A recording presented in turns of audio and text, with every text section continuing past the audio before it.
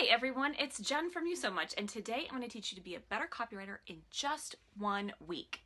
Now, there are thousands of ways to become a better copywriter, but what I've done is I've gone through and picked out the most impactful things you can do in the shortest amount of time so that you can really increase your skills in just the next week.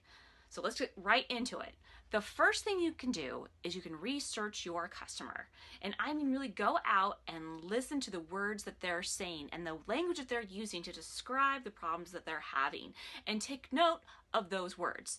So some really quick ways of doing that is to take a customer to coffee, right? Or send out a survey, or look at emails that you've gotten from your customers and look at the things that they're saying in there about how you're helping them solve their problems or the problems that they're still having. Look online at different blogs and look at the customer comments that are there, or look at the testimonials that they're making. You can also do the same thing by looking at your competitors' websites, YouTube videos. There's lots of different ways you can look and see what your customer is doing. Look at the places that they're hanging out and the words that they are using, and try to use those exact words in your copy. The second thing you can do is to get better at writing your headlines. So the best way to do that is to, quite frankly, just practice writing some. You can pick out different articles or blog posts or even YouTube videos that you see online and see if you could have come up with a better headline than them. Watch my video on headlines and really practice. Look at those headlines in my freebie that I wrote out and just rewrite them, right? You can just rewrite those headlines, and it's a good way to kind of get used to some of the good language that you can use in the styles of really good headlines.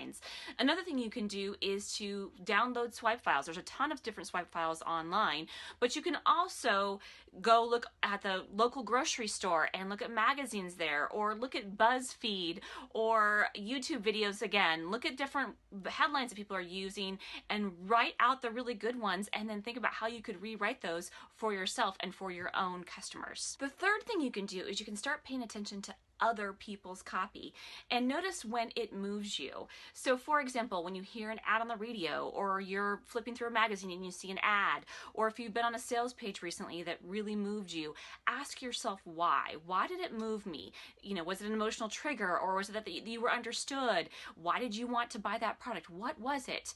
And really dig down deep so that you can really understand. Because the more that you understand yourself and your own needs and your own wants, the more you're going to understand the wants and fantasies of other people.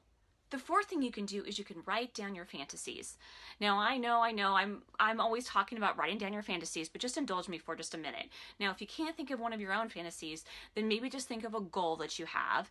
And then what I want you to do is write that down and then blow it up. Blow it up to something way bigger than you think is even possible. Write that down. And then what I want you to really do is think about how your fantasies really intersect with what your customers' fantasies are.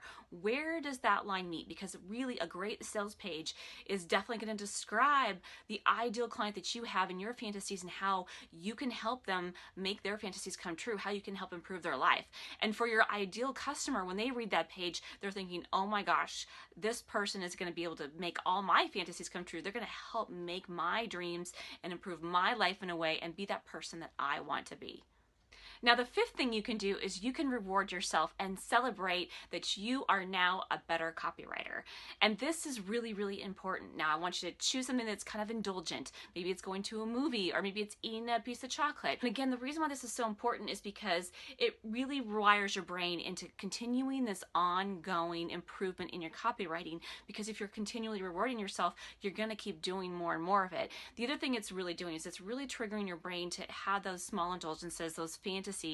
And the more that you are doing that, the more that you're going to attract that into your life, and you're going to be able to understand, once again, your customers, the little things that they do and the things that they want in their life. Now, the next thing you can do is you can schedule this into your calendar right now. I want you to take out a calendar and take out 30 minutes a day for you to do these things to help you become a better copywriter. Because let's be honest, we can talk about these things, but you really have to schedule them in your day and make time for them if you're really going to improve and become a better writer and really help make your own fantasies come true as well as your clients. I'd love to hear from you. Let me know in the comments below which one of these you're gonna do first.